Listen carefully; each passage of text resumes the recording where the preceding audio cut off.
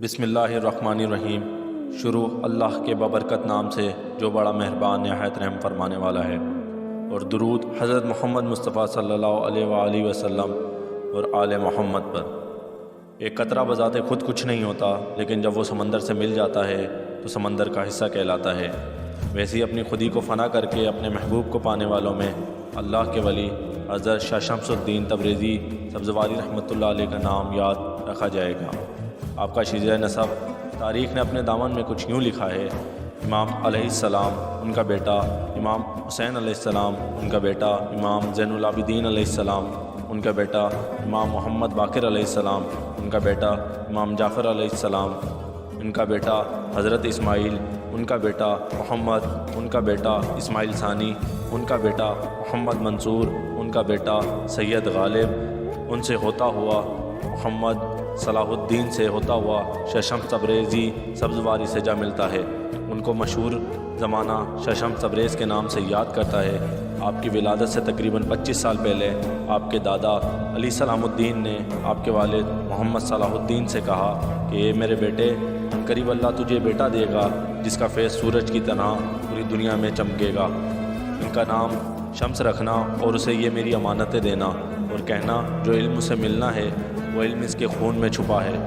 بس کچھ برس بعد اللہ پاک نے 15 شعبان کو 1560 ہجری میں بمطابق 1 دسمبر اپنی رحمت کے خزانے میں سے اس ولی کا ظہور کر دیا، جس کو آج بھی زمانہ شمس تبریز کہتا ہے۔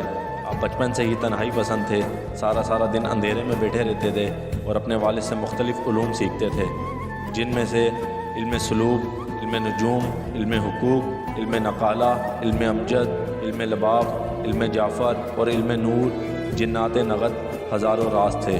آپ کی عمر میں 16 سال تک پہنچی کہ آپ ہر انسان کے ہر سوال کا قرآن سے جواب دینے لگے۔ بعض مرتبہ آپ کے والد آپ کے اس معرفت کی منزل کو دیکھ کر اپنے بابا کی وہ بات یاد کیا کرتے تھے کہ تیرے بیٹے شمس کا نور پوری دنیا میں چمکے گا، لیکن جیسے جیسے آپ کا علم بڑھتا رہا آپ لوگوں سے ملنا کم کرتے رہے۔ آپ کے بابا مختلف گاؤں دیہاتوں شہروں میں آپ کو لے کر جایا کرتے تھے اور آپ دین حق کی تبلیغ کیا کرتے تھے۔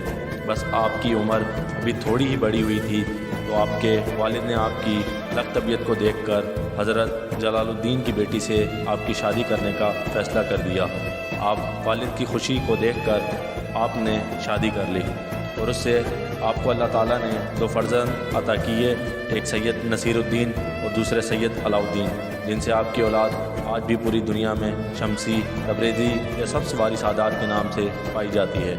بس زندگی گزار رہی تھی کہ ایک رات آپ کے والد نے خواب دیکھا کہ وہ سورج کی روشنی کو زمین میں دفن کر رہا ہے۔ خواب سے بیدار ہوئے، اب تعبیر پوچھنے کی سوچ ہی رہے تھے تو آپ کے فرزند شمس تبریزی قریب آئے اور کہا، بابا، اللہ نے سورج کی روشنی کو سب کے لیے رکھا ہے، لیکن آپ کا اس سورج سے پیار اس فیض کو دنیا سے روک دے گا۔ بس اتنا کہنا تھا تو آپ کے والد نے خواب کی تعبیر پا لی اور کہا، اے میرے بیٹے، تیرا جہاں من کرے تو چلا جا، کیونکہ تیرے ہاتھوں سے، تیرے کردار سے لاکھوں لوگ فیضیاب پائیں گے، سینکڑوں لوگ مسلمان ہو گئے۔ جا بیٹا۔ جب بس اپنے بابا سے اجازت لے کر تبریز کی طرف روانہ ہو گئے اور 12 سال تبریز میں ہی رہے۔ جیسے وہاں کے لوگوں انسانوں پہ ظلم کرتے تھے تو آپ نے مسلسل ان کی اصلاح کرتے رہے، تب ہی آپ کو شمسی، سبزواری شمسی تبریزی بھی کہا جاتا ہے۔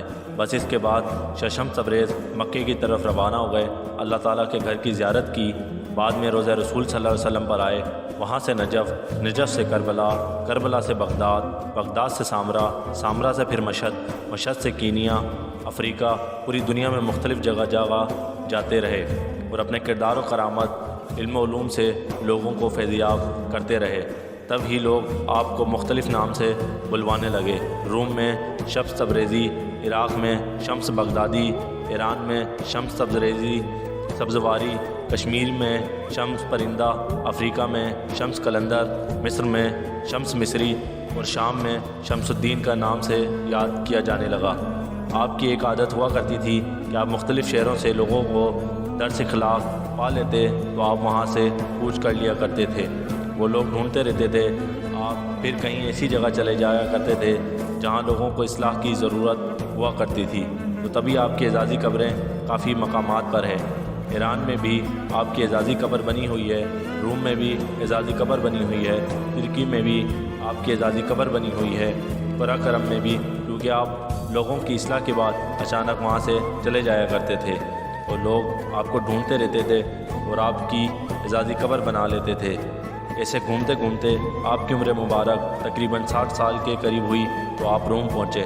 ٹوٹی ہوئی چپل، پرانے کپڑے، فقیری لباس، بڑے بال، آپ کو عجیب نگاہ سے لوگ دیکھتے تھے اور لبوں پر ہر دم ذکر علی علیہ السلام، ابن طالب اور فاطمہ سلام اللہ علیہ کی شان مسلسل بیان کیا کرتے تھے۔ یہی سبق تھا کہ لوگ اور اس وقت کے علماء دین آپ کی توہین کیا کرتے تھے۔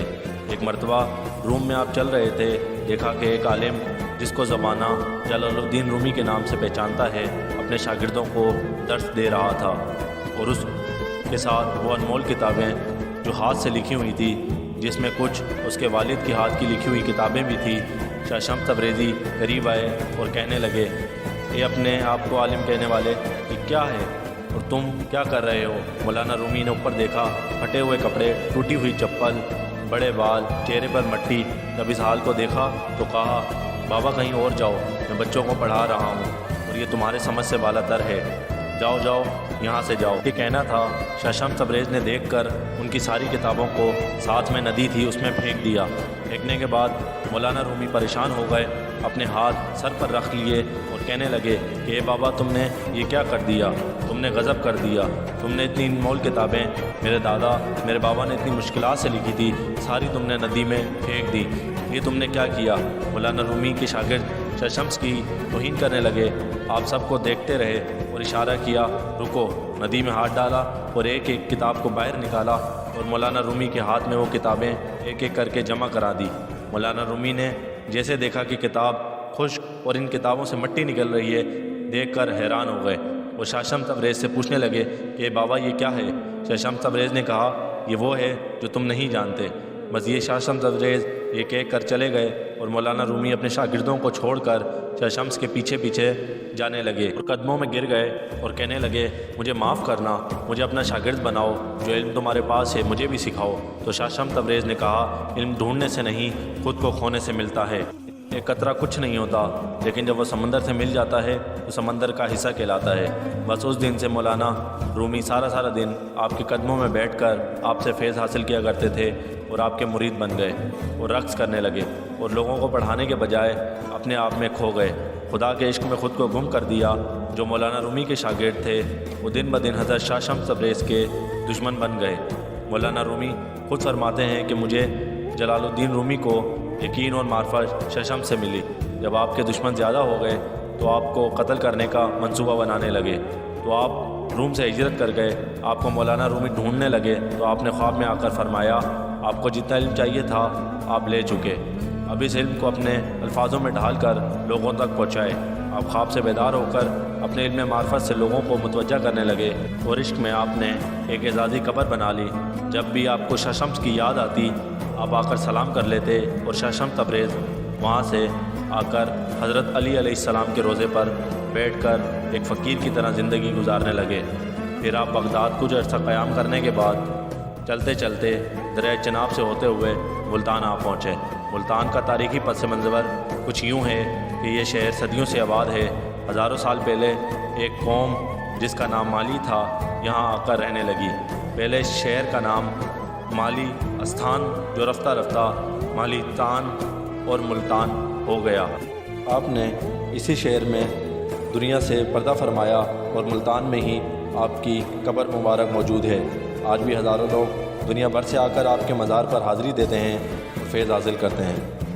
تمام ناظرین سے گزارش ہے، اگر آپ کو ہماری ویڈیو پسند آئی ہو تو ہمارے چینل کو سبسکرائب کریں اور لائک شیئر کریں اور گھنٹی کو بٹن کو ضرور دبائیں تاکہ آپ کو ہمارے آنے والی مزید ویڈیوز بھی مل سکیں۔